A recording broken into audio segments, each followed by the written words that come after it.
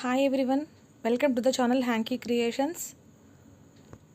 ఇది నా first video, అంటే నేను వాయిస్ ఓవర్ ఇచ్చుకుంటూ చేస్తున్నటువంటి నా ఫస్ట్ కుకింగ్ వీడియో. దయచేసి అందరూ కూడా సబ్స్క్రైబ్ చేసుకొని మమ్మల్ని ఎంకరేజ్ చేయగలరు. ఇంకా ఈరోజు వీడియోలోకి వచ్చామంటే చేపల పులుసు ఎలా తయారు చేయాలో చూస్తాము. అయితే అందరికీ తెలిసిందే, కానీ ఒక్కొక్క సైడ్ ఒక్కొక్కలాగా తయారు చేస్తుంటారు కదా.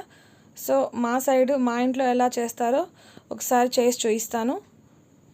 కావాల్సిన పదార్థాలు: పసుపు, సాల్ట్, మిరప్పొడి, ధనియాల పొడి, అల్లం వెల్లుల్లి పేస్ట్, ఉల్లిగడ్డలు, కరివేపాకు, టమాటాలు, పచ్చిమిర్చి, కొత్తిమీర, మసాలా పొడి, తగినంత నూనె, పోపు దినుసులు లేదా వడియం, అలాగే చిక్కటి చింతపండు రసం మరియు బాగా క్లీన్ చేసుకున్నటువంటి చేప ముక్కలు.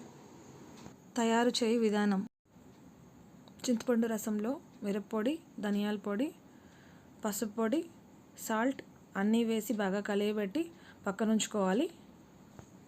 ముందుగా స్టవ్ వెలిగించి మందపాటి బౌల్ని పెట్టుకోవాలి. తగినంత నూనె వేసి వేడెక్కిన తర్వాత పోపు దినుసులు లేదా వడియంని వేసుకోవాలి. ఇక్కడ నేను వడియం వేస్తున్నాను. తర్వాత పచ్చిమిర్చి, ఎర్రగడ్డలు వేసిన తర్వాత కరివేపాకు కూడా వేసుకోవాలి.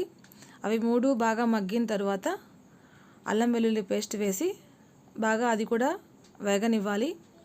అల్లం వెల్లుల్లి పేస్ట్ వేగిన తర్వాత టమాటాలు, కొద్దిగా సాల్ట్ వేసి బాగా మగ్గనివ్వాలి. టమాటాలు బాగా మగ్గిన తర్వాత మనం ముందుగా కలిపి పెట్టుకున్నటువంటి చింతపండు రసం పోసి పోపు దినుసులు అంతా బాగా కలిసేలాగా బాగా కలియబెట్టాలి. తర్వాత పైన మూత ఉంచుకొని పులుసు తెల్లేంత వరకు వేచి ఉండాలి. పులుసు తెల్లాక ముందుగా శుభ్రం చేసుకున్నటువంటి చేప ముక్కల్ని అన్నీ కూడా పులుసులో ఒక్కొక్కటిగా వేసేయాలి. ఇక్కడ మనం గుర్తుంచుకోవాల్సింది ముఖ్యంగా పులుసు తెల్లేటప్పుడు మాత్రమే మనం చేప ముక్కల్ని పులుసులో వేయాల్సి ఉంటుంది.